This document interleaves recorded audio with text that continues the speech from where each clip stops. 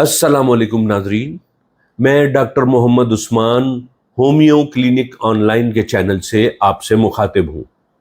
आज हम बात करेंगे एक ऐसे मौजू पर जो तकरीबन हर दूसरे तीसरे शख्स जो है वो इसमें मुब्तला है, और वो है जोड़ों का दर्द यानी जॉइंट्स पेन्स। याद रखें कि आम पब्लिक में एक बहुत गलत तासुर पाया जाता है कि हर जोड़ों का दर्द वो रूमेटाइड आर्थराइटिस या गंठिया है, यानी मुश्किल तरीन जोड़ों का दर्द है। ऐसा जोड़ों का दर्द है जो मुश्किल से ठीक होता है। ऐसी बात नहीं है। जोड़ों के दर्द की मुख्तलिफ अक़साम है, जिनमें 3 अक़साम बहुत कॉमन है, जो कि हम बारी बारी डिस्कस करेंगे मुख्तसरन आम अल्फाज में, ताकि जनरल पब्लिक ये समझ सके। जोड़ों के दर्द की पहली किस्म को हम रूमेटाइड आर्थराइटिस कहते हैं।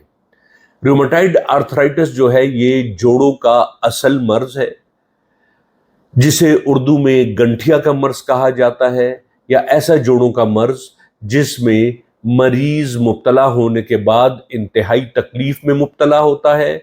उसके अफेक्टेड जॉइंट्स, मुतासरा जॉइंट्स जो हैं जोड़, वो बदवज़ा हो जाते हैं, खसूसन हाथ पैर वगैरह टेढ़े वेढ़े हो जाते हैं, या अगर घुटनों के जोड़ मुब्तला हों तो वो टेढ़े वेढ़े हो जाते हैं, और मरीज को दर्दों में काफ़ी तकलीफ महसूस होती है, और ऐसे मरीजों का इलाज कदरे मुश्किल होता है। जोड़ों के इस दर्द को गंठिया कहा जाता है, और ये सबसे मुश्किल तरीन जोड़ों का दर्द है जो तमाम उम्र साथ चलता है, और इसके अंदर सिर्फ सपोर्टिव थेरेपी दी जाती है ताकि मरीज दर्दों से निजात महसूस करे। इसके साथ साथ फिर दूसरा मर्ज होता है, उसको हम ऑस्टियोआर्थराइटिस कहते हैं। ऑस्टियोआर्थराइटिस दरअसल हड्डियों में कैल्शियम की कमी की वजह से या ज़्यादा भारी बोझ वज़न का काम करने की वजह से क्या होता है कि हमारे जिस्म के ऐसे जॉइंट्स जिन पर जिस्म का प्रेशर है, मसलन घुटने के जॉइंट्स, कूल्हे के जॉइंट्स या एल्बो जॉइंट्स वगैरह, इनमें मरीज को जो है वो दर्दें महसूस होती है।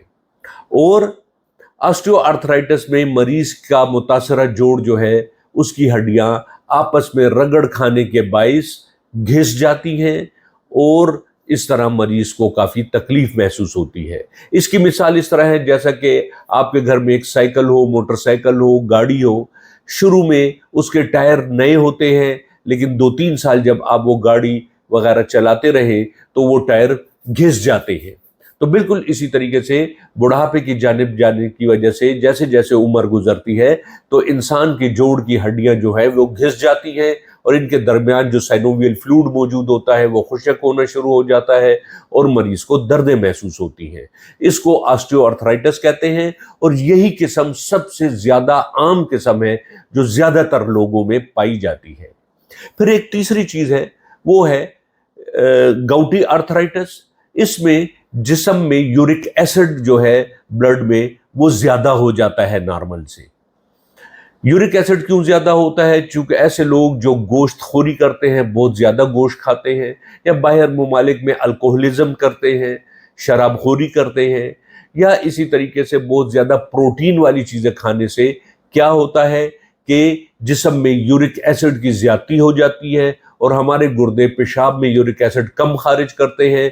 ज़्यादा यूरिक एसिड फिर जिस्म के मुख्तलिफ जॉइंट्स, खसूसन पैर के अंगूठे में, यहाँ इस जॉइंट में, बिग टो में यहाँ जमा हो जाता है और सूजन कर देता है, या घुटने में जमा हो जाता है यूरिक एसिड के क्रिस्टल्स और सूजन पैदा कर देते हैं। ऐसे मरीज को बहुत ज़्यादा तकलीफ होती है, और ऐसा मरीज जो है वो ज़मीन पर पैर भी नहीं रख सकता है, उसे टीसदार दर्दें महसूस होती हैं।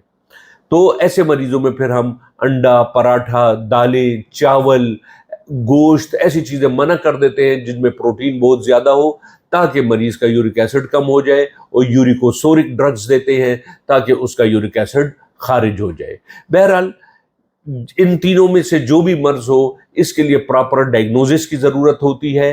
रूमेटाइड आर्थराइटिस आम तौर पर एक ख़ास टेस्ट ब्लड के RA فیکٹر یعنی رومٹائڈ آرتھرائٹس فیکٹر پازیٹیو ہونے کی وجہ سے اس کا پتہ لگ جاتا ہے کہ مریض کو رومٹائڈ آرتھرائٹس ہے۔ اسی طرح آسٹیو آرتھرائٹس کے لیے خاص قسم کے جو ہے وہ ایکس رے کیے جاتے ہیں جوائنٹ کے، اور جوائنٹ کے ایکس رے سے پتہ لگ جاتا ہے کہ ہڈیاں جو ہیں وہ گھس رہی ہیں۔ اسی طرح گاؤٹی آرتھرائٹس کے لیے سیرم یا بلڈ میں جو ہے وہ یورک ایسڈ جو ہے وہ چیک کیا جاتا ہے، اور اگر اس کی زیادتی آئے تو اس سے پتہ لگ جاتا ہے کہ مریض کو گاؤٹی آرتھرائٹس ہے۔ بہرحال ان میں سے جو بھی فارم آف آرتھرائٹس ہو، آپ کو چاہیے کہ ہمارے کلینک آئیں یا کسی بھی نزدیکی ڈاکٹر کے پاس جائیں اور اس سے یہ ڈائگنوز کروائیں اور اس کے مطابق اپنا علاج کروائیں۔